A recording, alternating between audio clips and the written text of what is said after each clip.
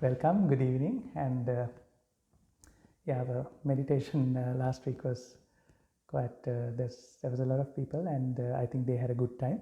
So most of what we are relating to, we are discussing in this, is attached to that because here we learn things.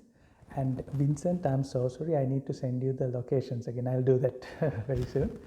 Um, so what we really do is like this is the theory class, but meditation is the practical class.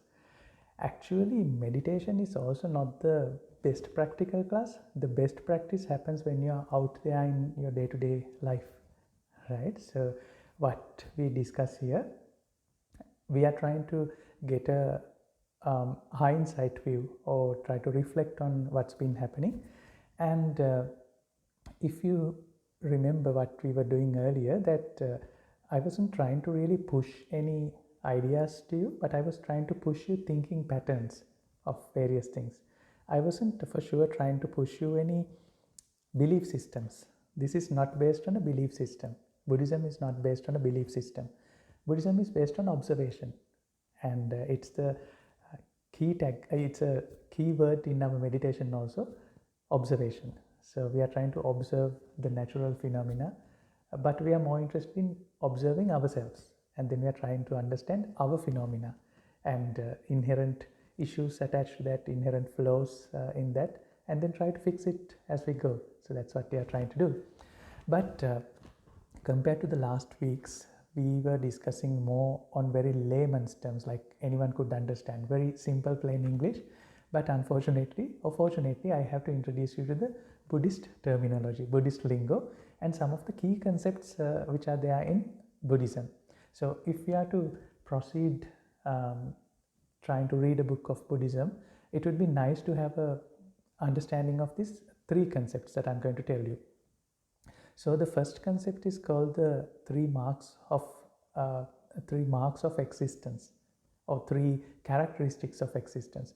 We have been discussing it in the beginning when we discussed what is happiness, why we live, why we don't think of committing ourselves, going away, what's the purpose of our being here, and the nature of happiness, nature of desire, nature of expectation. Why do we get mad? Why do we get angry? Why do we get afraid? What is the basis of anxiety?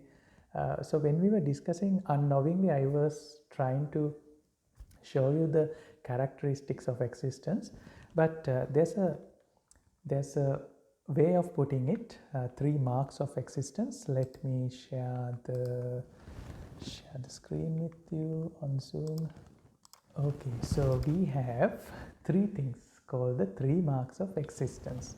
Now, the word which appears bigger, they are the Pali terms. And I told you earlier, Pali is a language like Hebrew, which used to be there 2500 years ago. It's a dead language. Only the Buddhist monks read it or try to speak that, but it's not used like a normal language. What Buddha originally spoke wasn't really Pali. It was a different language, a Proto-Aryan, Indo-Aryan language. But then this was the language which it was written. And you will find some similar words that you have already heard, like karma, for example. Karma comes from a more ancient form of language called Sanskrit and Hinduism. So again, if you try to understand Buddhism, you will have to understand the basics of Hinduism. In fact, there's no one religion called Hinduism. It's a collection of many ideas. It's, of course, you probably have heard it's a polytheistic religion. There are multiple gods. But beyond this concept of gods, there are so many other schools of thoughts which again discuss about the nature of mind. So there are many schools of thoughts, and all of them put together are called Hinduism. In fact, they say whatever which contains from the Hindu Kush mountains, the Himalayan mountains, down to the rivers, great rivers, that is all Hindu. So Hinduism. So all the religions in that area are called the Hinduism. So when you're trying to understand Buddhism, we come across the Pali language, and the three marks of existence, they are anicca, dukkha, and anatta. So I'll explain what this word means one by one. In fact, for each of these words, there are many nuances, right? But I'll try to be as simple as possible. Anicca, the first word or the first character of existence, it says that things are naturally not at a steady state. They are impermanent. Because I learned science, I could relate it to it. There's this thing called entropy. Entropy, I don't know if you have heard that.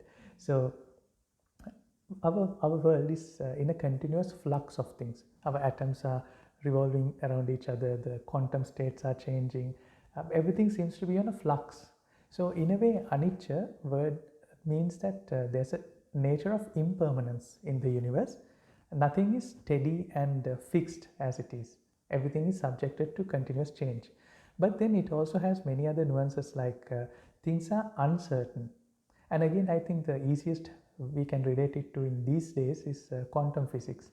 If you try to look at an electron or a photon, and it could be in any place, it's uncertain what is its exact position. The moment you try to observe, it will collapse into a single state of being, but otherwise it's very hard to say. So it's a very difficult concept to grasp, wrap our head around. There's a fantastic example called Schrodinger's cat, which is very physicsy, so I don't want to get there. But what it basically says is that right now you are not looking behind you. So behind you there could be an elephant or could not be an elephant. Until we look and see, we can't for sure say that.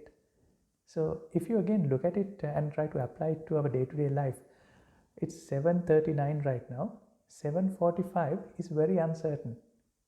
It could go, we could predict of a certain state, and most likely the state would likely to be met, but it's very unpredictable also. A huge meteorite could come crashing down from the galaxy, and then we could be wiped out. So many things could happen. So our state of being, whether we observe or not, has this nature of being very uncertain. So what is the relevance to us is that we, based on this very uncertain universe, we try to come up with certain expectations, right? When we make expectations, we believe that it has to be that way, it is not going to be any other way. And so you see that the nature of universe is very uncertain. Although we see cycles, the winter, summer, the solar pattern, the lunar pattern, lunar cycles, solar cycles, the cycle of the astronomical celestial bodies, there seems to be in a continuous way. But then again, if you look at in a much longer term, they are very random or they are very chaotic. In a shorter period of time, they seem to be very periodical. But if you increase the time span, they seems to be very not so predictable, could be very uncertain. What has happened, what will happen 20 billion years from now is very unpredictable. It's very uncertain. What is going to happen to the universe is very uncertain. Will the sun come and go like this next year? Most likely yes, but a billion years from now, very unpredictable. So it's hard to say. So the other nuance is that things are uncertain in nature. And there's another very interesting third definition which is often used in Buddhism for anicca, is that things are not the way you wish to be all the time. Not most of the time or sometimes, all the time. Like you wish for something, it could go right, it could go wrong. Right? So it naturally has that things will never be the way we want to be 100% of the time. Right? Things are not the way we want to be. But there's even a more subtle meaning to that. Even if the things are the way we want us to be, we can never be fully content with those things. Does that make any sense? Now, things could be perfectly the way we want to be, but we have this sense of not fulfilled, uncontent. How do we know we are content or not? We have to do something in order to keep ourselves entertained. We need to do meditation. We need to listen to this sermon, discussion. We need to go out to the lake, take our kayak out to Grand River. We need to keep ourselves engaged. We can't just be still or we have so many plans for our future. All those plans are linked to us being entertained, satisfied, and we are in a continuous pursuit of trying to satisfy ourselves. So again, the word anicca means that there's a continuous nature of dissatisfaction. It doesn't feel like we are dissatisfied, or we seem to be satisfied, but again, when we try to analyze what we are doing over a period of time, we try to fulfill certain things. And why do we need to fulfill certain things? Because we are not full to begin with. So that's sort of the logic that anicca takes you. But then the second word, dukkha, it's in English it's translated as suffering, but it could be a very misleading term. Of course, it talks about certain parts of suffering, for example, the physical and mental suffering. Everyone understands that we go through different allergies. Like today, we opened the door and I think there was something coming from the wind, so it gave us a lot of allergies. Even I was having a little catch in my throat. We are thirsty, we are hungry. So those are forms of physical suffering. There's also mental suffering. We are anxious sometimes, we are afraid, we are heartbroken, we can be depressed, tensed. So those are the examples of mental suffering. But Buddhism looks at the third form of suffering. Even the word suffering is wrong in that way. It's more philosophical suffering. Now what it says is that our desire gives us heartache, right? Now in order to understand that, it's again not always in a very negative connotation. The word suffering or dukkha is meant for everything.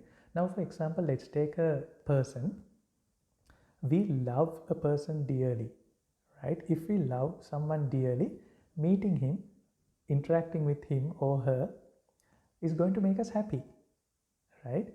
And at the same time, the person we love the most has the key to hurt us the most also, right? So so this is not very astrophysics or rocket science. It's very simple. It's out there.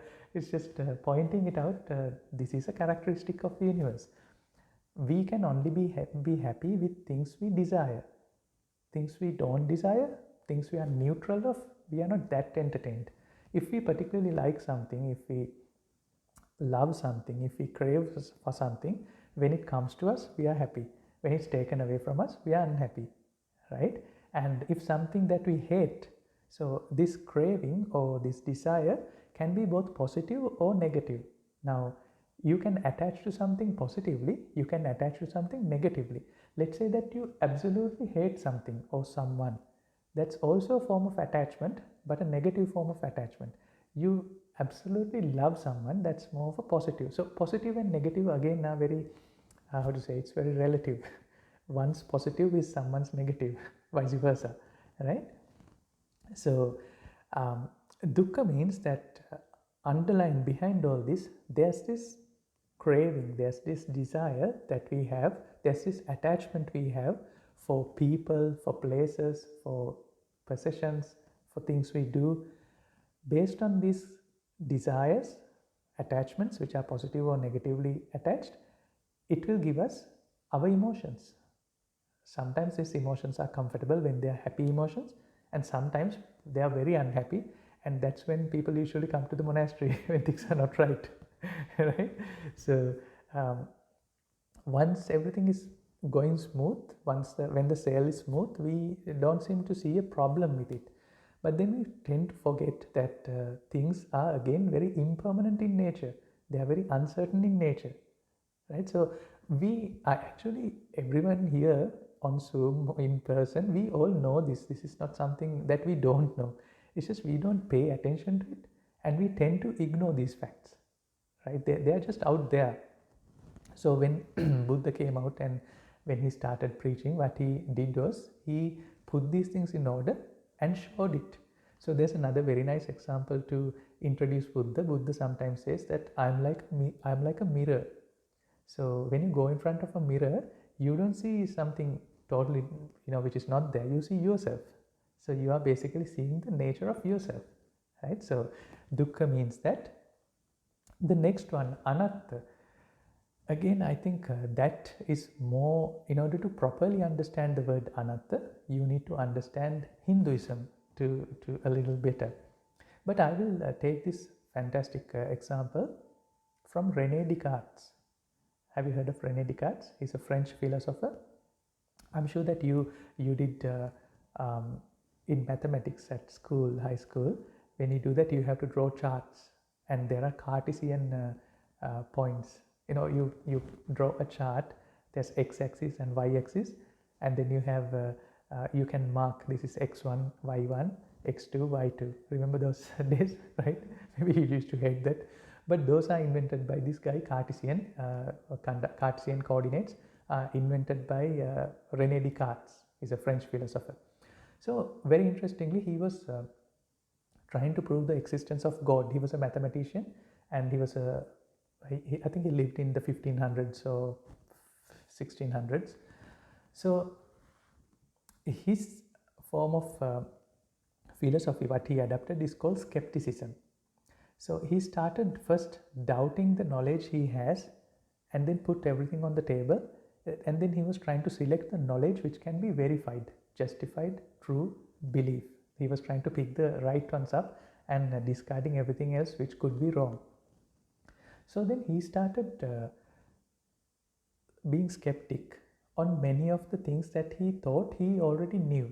For example, who are my parents? Right now, I have two parents. I have a mother and a father. But how do I know if they are really my mother and father? Can't I be someone else's child? Which is, I'm not saying that's always the case, but like at the court, we could come up with this little tint of doubt, and we can't prove it beyond the there's a term for that in the court. Yeah, beyond the shadow of the doubt. So there's criminal law and the civil law. The civil law is, the verdict can be given based on a probability of reasoning, like based on probable causes. But a criminal verdict is given beyond reasonable doubt. You have to be beyond reasonable doubt. There can't exist any reasonable doubt. So what the criminal lawyers does, the criminal defense lawyers, what they do is they invoke this little bit of doubt in front of the jury.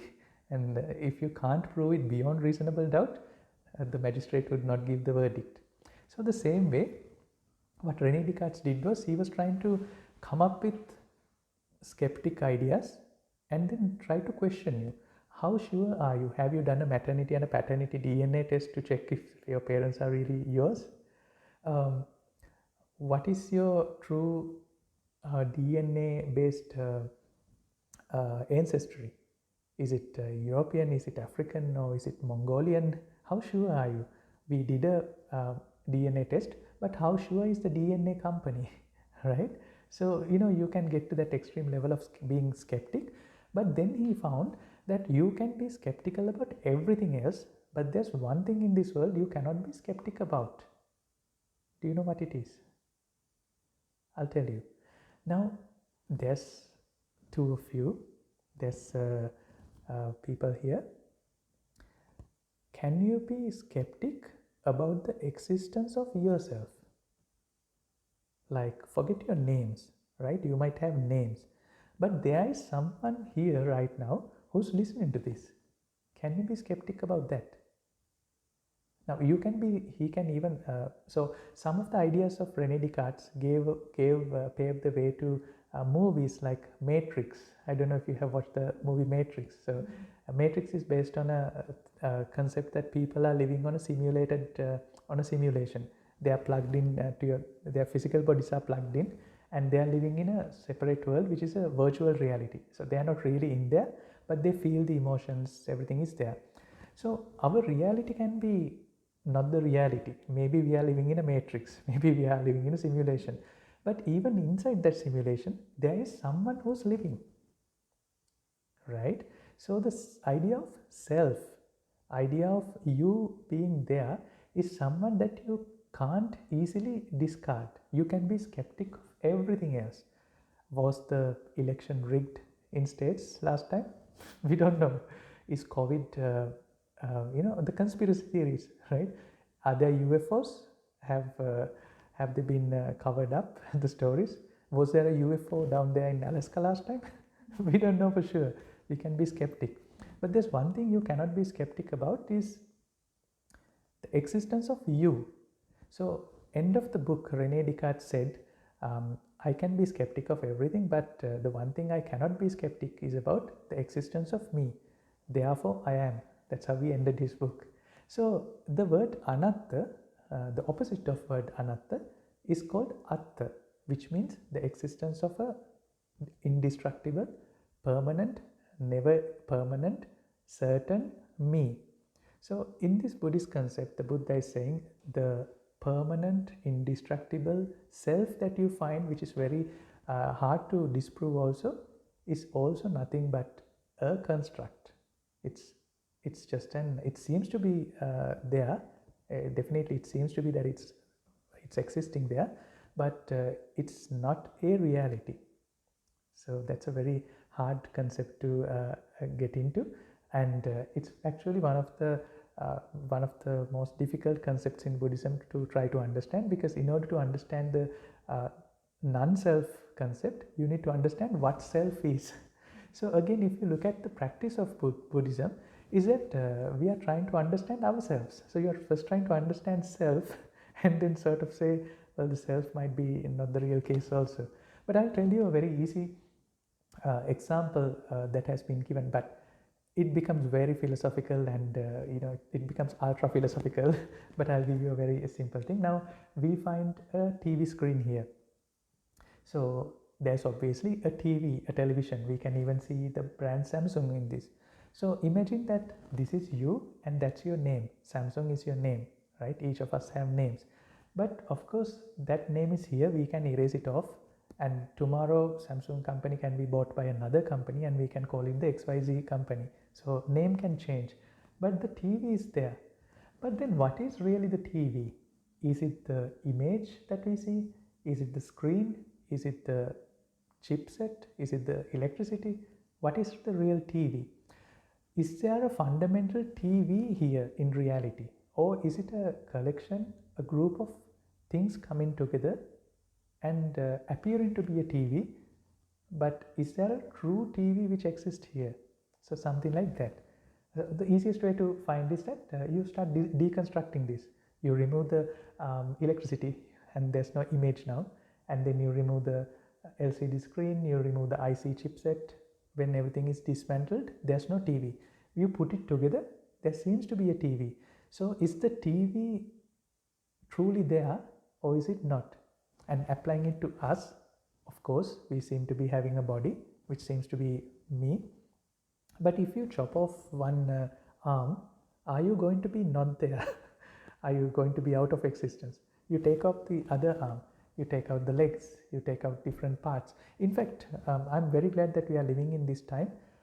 People would look 50% artificial in a few years' time. They would have artificial hearts, pancreases, this and that, bionics. Their skeleton will be replaced. So until a point where your entire body is replaced and there's no more you, it can be done most likely in the next 100 years, 500 years. So your physical body is definitely not you. Of course, it belongs to you, like you own the car, own your vehicle, own your apartment, but it's not truly yours, right? Our vehicles, for example, they are owned by us. But then again, do we truly own them? Our houses are owned by us, but do we truly own them? Or are they owned by the mortgage company, the financial institute? Let's say that we own this land. After 100 years, am I going to be owning this land? 1 billion years ago, I just always take a walk down this road, down the Devil's Creek in Gold, and I come across this beautiful plaque. It says 280 million years ago, this area was under sea. And this used to be a tropical sea. And there was coral, and that's why we have so much calcium in Gold area. Right? So 1 million years from now, am I going to own this land even if I hold a title? So is it truly mine? So the same way, is the body truly me? It seems like when Elon Musk comes up with his chipset, to copy our consciousness and put it on an iCloud, I can live in the iCloud, right? So the body is definitely, it seems to be mine, but it's questionable. You can be skeptic. There's reasonable doubt about it. So is the mind me? Is my memories? Is my thinking? What is the truly me part? So you see, it gets on deeper and deeper, and then our whole pursuit is trying to identify, who am I? Is I really there, or is it like the TV when deconstructed? There seems to be nothing there, but when we put it together, there seems to be something. So that's the concept of anatta here. It also has another idea called no essence, but I will not go there. Essentialism and existentialism. There are two philosophies, but again, I'll not try to complicate you with those things. Then, after this, I will introduce you to the other concept of Buddhism, the Four Noble Truths, right? So you will find 4 of this, 3 of that, 8 of that. Don't worry about the numbers, right? I just wanted to introduce you, but they are very simple concepts. Like, you don't need to remember these things, the words or the numbers, but you get what I'm saying, right? It's very simple in nature. So the next one is called the Four Noble Truths, and the Four Noble Truths are, again we have the word dukkha here. From the previous one we had dukkha, so there's dukkha here again, and I will tell you the pattern of this. It's very simple. Now the first one, dukkha, again is suffering, but what is truly suffering? So then suffering is, in Buddhism, this is not a discussion of your physical suffering. It's mostly not a discussion of your mental suffering also, right? So those are the 2 forms of suffering we know, but this is suffering of a third nature, which is you see, that's why the word in English is called suffering, but it doesn't really truly give the meaning of dukkha. It's something else. I don't know what's a proper word to come up with. So for the moment we'll call it the philosophical suffering. So this philosophical suffering is, let's take it this way. When we looked at the happiness, the characteristic and the nature of happiness, right? The last 7 weeks or the last 5 weeks, when we were looking at it, we saw that in order to be happy, we need to be dependent on resources. We need to either have money, we need to have time, or we need to have energy. We need to have all those 3 things to be happy. Let's say when we are kids, when we are teenagers, we have the time, we have the energy, but we don't have a lot of money to buy everything which will make us happy. When we are middle-aged, when we are working, we have the money, we have the energy, but we don't have the time. When we grow old, we have all the time in the world. We are quite rich after retirement, but we don't have the energy to do that. Our physical bodies can be so weak. I find people who come here, they become very weak, and I often visit to hospitals, Sunnybrook, Cambridge Memorial. I see people who are very weak. They have the money, they have the time, there's a lot of time, but their energy is quite low. So our happiness is always dependent on resources, time, energy, or money. When I say money, not necessarily dollars per se. Back in the day when we were communal beings, we had a barter system. So there's some form of bargaining power every animal has, right? So resources. And our happiness, our pleasure also is always dependent on external factors. I can't be happy out of a void. Leave me in a completely empty room, I can't be very happy. In order to become happy, we need to have different stimulation. There are these things called the sensory deprivation pods, where you're floating on a salty thing. You're covered with a pod, and there's no sound, no light. People go crazy in that after 10 minutes. I mean, try to do meditation, right? You do it for some time, and then initially it's very hard if you are not comfortable with that feeling, because it's in a way a sensory deprivation. You close your eyes, you're focusing on one thing, not focusing on everything. It can be super boring, right? Um, but when there are distractions, when there's entertainment, you take a modern phone and you take apps like Instagram, TikTok. There's unlimited stream of data on that. Different things you can, be entertained from morning to the following day continuously. There's unlimited amount of data, and you are entertained that way. But you cannot be entertained without those things. So, it's very easy for me to explain these things now because of COVID. When COVID happened in the first shutdown, lockdown, people went crazy. I'm stuck in my room, in my apartment. I can't go out. I can't play my golf. I can't listen to my music. There's no drinks. There's no friends. It became so boring all of a sudden. So in the beginning, I did a small discussion series called how to uh, be happy during the COVID times from a monk's perspective, because a monk usually lives in a sensory deprived state. After I got ordained, I was sent to a cave temple, no electricity, no cell reception, so there's absolutely nothing. Well, you could say at least in the jungle there are some forms of entertainment, but then again, monks are, we live a life of an unsecular life. So we live a secular life. Sorry, we live like ascetics, and we don't have the entertainment which are available to most of the people.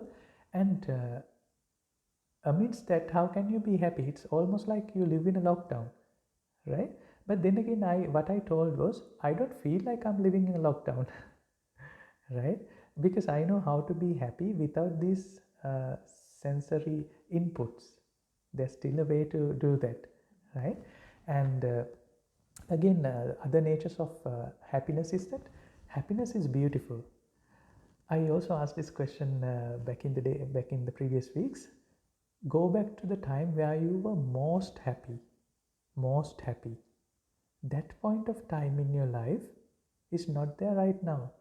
You were, well, you can't even say the most happy day, if you're happiest right now. So there is a time that we were very happy, but then it fades away. We can't seem to hold our happiness.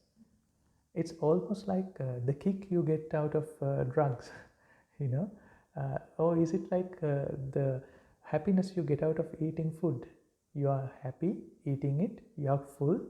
6 hours down the line, one day down the line, you are again hungry, right? So this happiness seems to be evaporating, it's fading away. Could you turn on the light here? That one. There you go. Right, much better. So this is again another characteristics, and another characteristic of happiness is that pleasure always comes as a package. It's a package deal. You can't only get the pleasure part, there's always an associated work part. Now, back in the day, there was this example. If you want to eat bread, there's no point of buying a whole bakery, right? But happiness is like that. If you want to be happy, let's say you want to be happy with a person, what interactions would you be most happiest with that person? Let's say that you like talking, you like hanging out, but in order to have those moments, you need to buy the whole package, the whole negative sides of that person. Go to a place. Now this lake is wonderful, it's very beautiful here, but you buy the whole package. There's a lot of garden that you need to cut grass, a lot of snow you need to shovel, so it comes as a package deal. You can't only get the things you like only. When you try to get them, there are things that you don't like automatically which comes along with that. We again know this nature, but we tend to ignore this. It's like the indemnity clauses in your insurance, you never read it. Or in Microsoft, you don't tend to read it, but it says if you take this, like bank mortgages, right? They have these clauses. We very hardly pay attention to that, But when you sign for it, with the things you get, there's a whole lot of things that you don't want to get. Right? So that's there. And again, we again discussed that happiness has this very bad character. The times we were most happy are when we were really surprised, like surprised birthday parties, surprised things. So when someone surprises us in a positive manner, we are very happy. But it also makes it so impossible for a surprise to be planned. If it's planned, it's not a surprise. So you see, the best form of happiness is when we are surprised. But if we plan for it, it's not that happy. If we know that someone is throwing us a surprise birthday party, we will not be that surprised. We will not be that happy. So suppose with all this, you are entitled to the best life where you have the 100% energy, 100% money, 100% time in the world. Do you think that is going to make you happy? That is going to make you content? Now, I'll give you an example. Let's say that you get a hockey stick. I'm literally taking this example for life. You get a hockey stick. Whatever the shot you play, it's a goal. Will hockey be very interesting when you have a hockey stick like that? You know, every time you hit, it's a goal. You don't have to do anything. It's a goal, right? So when things become too perfect, when we get everything also, you are not still satisfied. And I'm not saying I got everything in the world, but I got most of the things when I was quite lucky to get most of the things I wanted. But then it came to my mind, well, I can have a lot of things. If I work more, I can have a little more of everything. But still there's a nature of this dissatisfaction. It's not dissatisfaction as in you're not like depressed or anything, but there's this feeling of not being fully content. And that is what led me to become a monk, right? Living my previous life. It was quite happy. There was a lot of sensual pleasure in my previous life. Everything was okay. But then I started to wonder that you could have it. If you get the next version, you will be happy. But there's this still prevailing dissatisfaction in your underneath in your soul. It's not displeasure, it's not depression, but there's this nature of you seem to be not be fully content. What's the maximum amount of content you can be at? What is the point where you can truly rest in peace, right? So that is there. So all those things that I mentioned about the nature of happiness can be put into single word and say that is dukkha, right? So dukkha, again a nice single word to taste that there's some form of an imperfection in what we do. Imperfection is another nice word to say. It's like we have a wheel, but it's a square, not a circular wheel. So we can go forward, but then there are hiccups. You know, there's it's not a smooth drive. And then the next three words, I will stop by that. The next three words are very easy. The next two words actually, the arising, samudaya and nirodha. Samudaya means how it arises, how the suffering or the dukkha arises. Nirodha means the cessation of that. And why do this dukkha exist in this world? I'll try to really dumb down Buddhism and tell you a very upfront version. The core reason for all these imperfections in life is because we have a craving, we have a desire. The moment we understand how to turn off that switch for craving, we can live a much more happy life.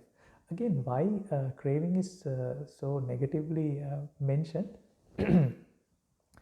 By now, everyone here except you, we know why people get divorced in Canada, right? We found out the reason, the most prevalent reason for people's divorce. And it's very simple than you think. It's because people get married, right? It's very simple.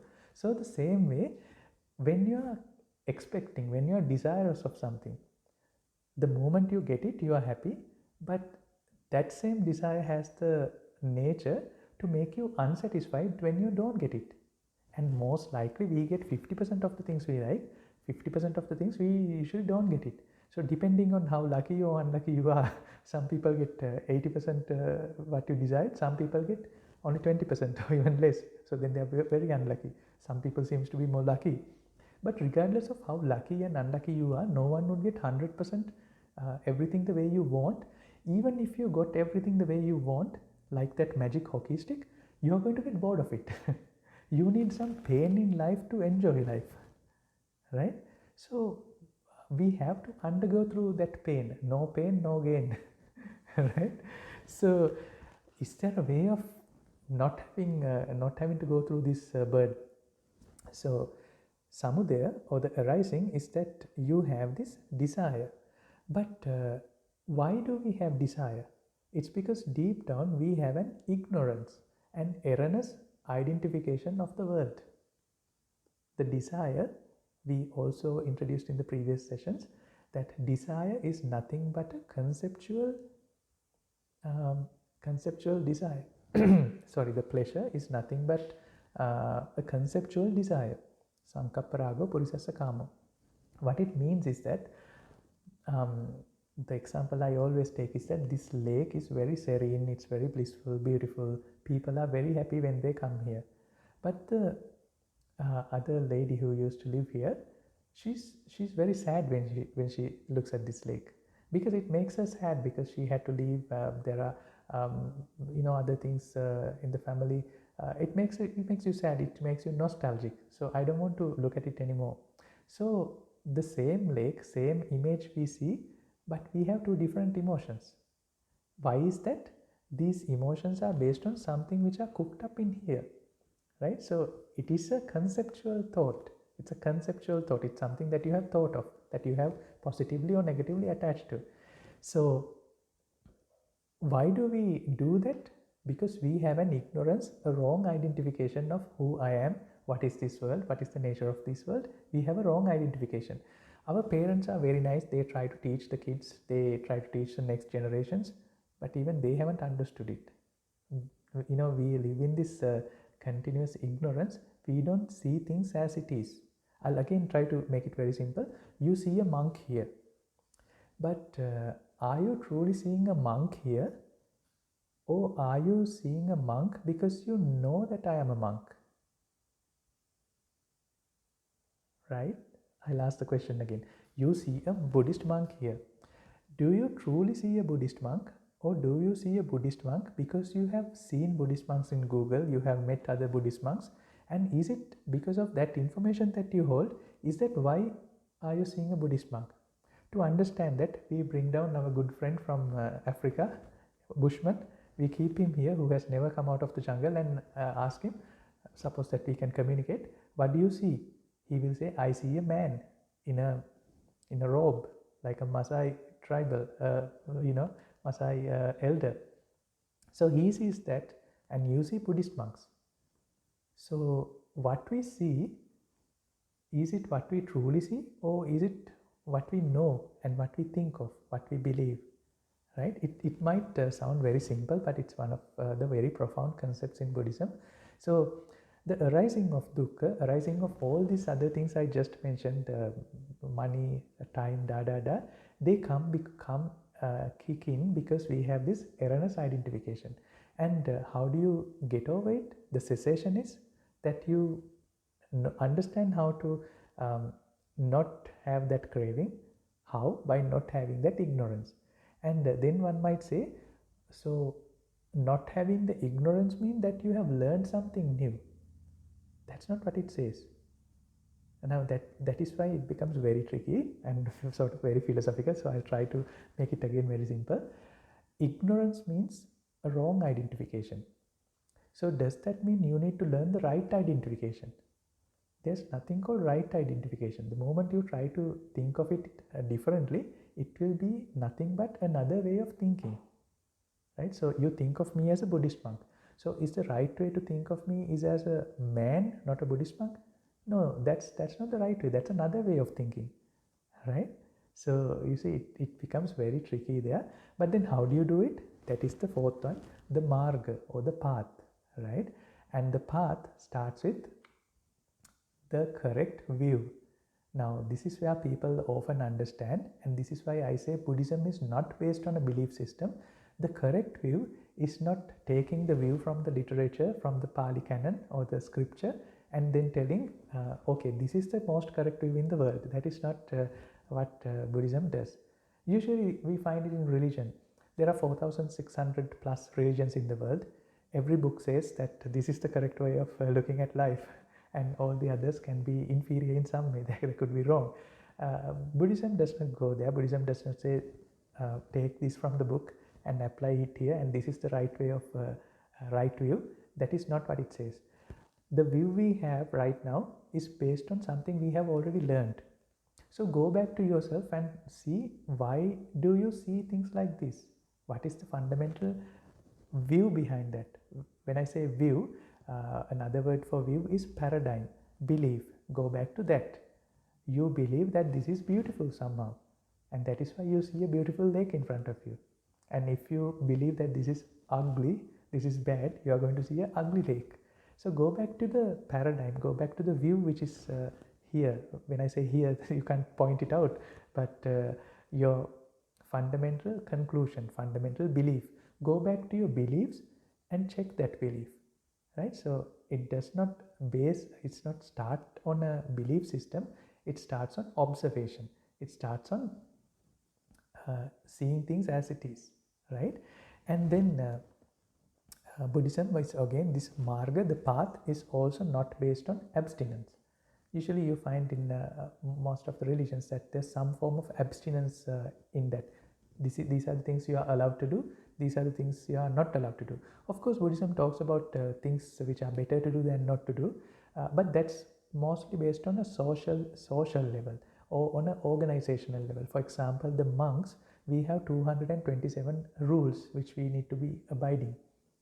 This and how we should dress, how we should shave our heads. There are rules for that, but they are nothing but for organizational conduct. That's the organizational code of conduct. That is not the ultimate truth. So again, Buddhism has this very interesting theory, the two truth doctrine.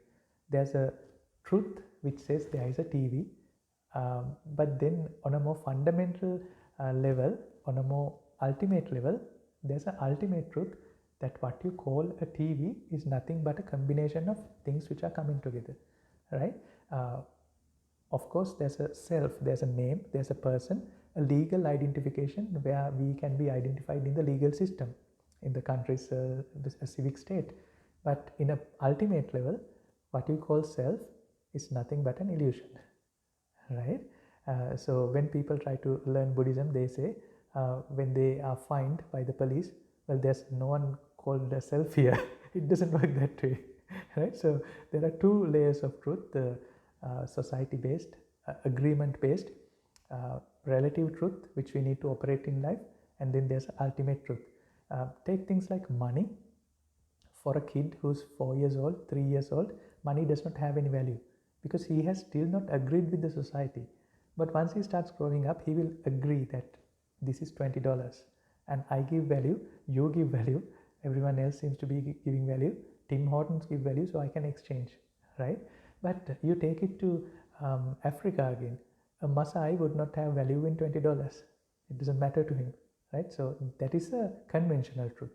They're called the conventions, conventional truth, and then there's the ultimate truth.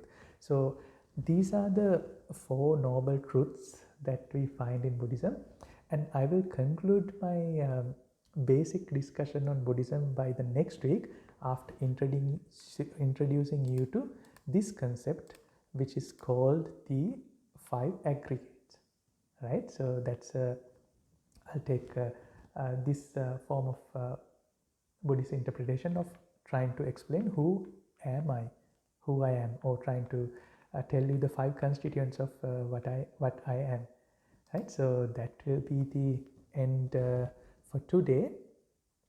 We can have a discussion. If it's too theoretical, please excuse me. There's no way that I could introduce you to these terms of Buddhism. But then knowing these words, that is not Buddhism. You don't need to know or remember these words, right? You already know these things. What we need to do is just to line it up and then look in hindsight, reflect, and then try to observe again. Right? That's the true path. The words belong to the conventional truth again. Right? So that's what we have for today. And yeah, okay, no questions here. All right, so then we'll call it a day. Do you have questions? Clear? It's clear, right? Yeah. All right. So then we'll call it a day and have a good evening, everyone here. And see you next week.